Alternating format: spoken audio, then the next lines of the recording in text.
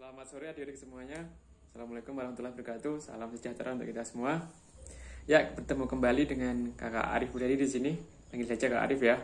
Di sini Kakak akan membantu adik-adik untuk membahas salah satu dalam mata pelajaran geografi dalam materi atmosfer dan litosfer.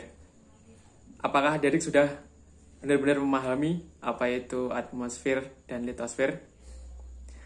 Baik, kita langsung menuju ke inti materi. Karena kita tinggal di bumi, jadi kita harus memahami ilmu geografi ya. Karena ilmu geografi adalah ilmu yang membahas tentang segala hal yang terkait dengan bumi, planet yang kita tempati dari lahir sampai kita meninggal nanti. Nah, jika kita mengerti dan memahami ilmu geografi dengan baik, maka sebagai penduduk yang tinggal di dalam bumi, maka kita tentunya akan bisa beradaptasi dengan baik dimanapun. Struktur permukaan bumi sendiri dibagi menjadi 3 bagian, yaitu atmosfer, litosfer, dan hidrosfer. Bisa kita singkat untuk mempermudah hafalan kita singkat dengan atlitohid. Atlitohid. At itu atmosfer, lito itu litosfer, dan hid adalah hidrosfer. Adik-adik bisa membuat strategi untuk mempelajari materi ini menggunakan mind mapping seperti ini ya, mind mapping sederhana. Nah, seperti ini untuk memudahkan dalam memahami materi. Nah, dengan seperti ini akan didapat visual atau gambaran yang sederhana, namun lebih jelas dan lebih mudah dipahami daripada jika adik-adik hanya membaca teks yang ada di LKS atau buku materi yang kalian miliki. Seperti ini ya, bentuknya seperti telur mata sapi ini adalah menggambarkan struktur lapisan bumi.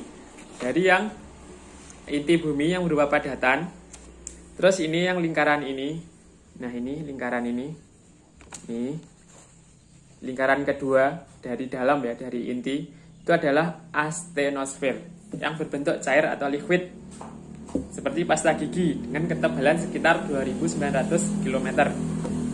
Di atas lapisan astenosfer inilah litosfer atau permukaan bumi, disebut juga kerak bumi, berada.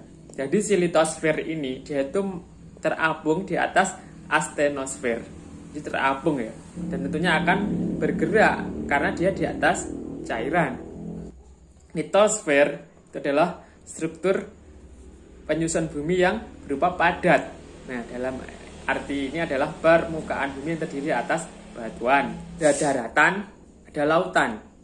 Dan daratan sendiri itu disebut juga dengan lempeng benua. Dan porsinya atau komposisinya sekitar 35% dari seluruh total kerak bumi. Dan untuk lautan disebut juga dengan lempeng samudra. Nah, itu sekitar 65%. Sedangkan untuk lempeng benua atau daratan, itu komposisi utamanya adalah batuan beku, batuan sedimen, dan batuan metamorf. Contohnya ya seperti kerikil, pasir, tanah, debu, abu vulkanik, dan material dari gunung api, dan benda-benda padat lainnya yang ada di alam sekitar kita. Ya, adik-adik semuanya bisa lihat ya, pasir sama kerikil yang ada di belakang kakak ini adalah salah satu bentuk komponen dari litosfer. Selanjutnya menginjak ke atmosfer. Atmosfer itu adalah segala komposisi udara yang ada di angkasa atau di atas bumi. Komponen udara yang ada di atas kepala kita sampai di lapisan langit yang paling atas itu dinamakan atmosfer yang memiliki 6 lapisan. Terdiri dari 6 lapisan yang bisa disingkat dengan akronim atau singkatan tropospheric. Nah, ini untuk memudahkan hafalan ya, karena memang ada banyak.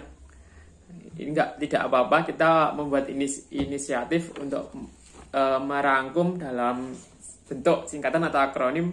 Sekali lagi bisa adik-adik catat ya.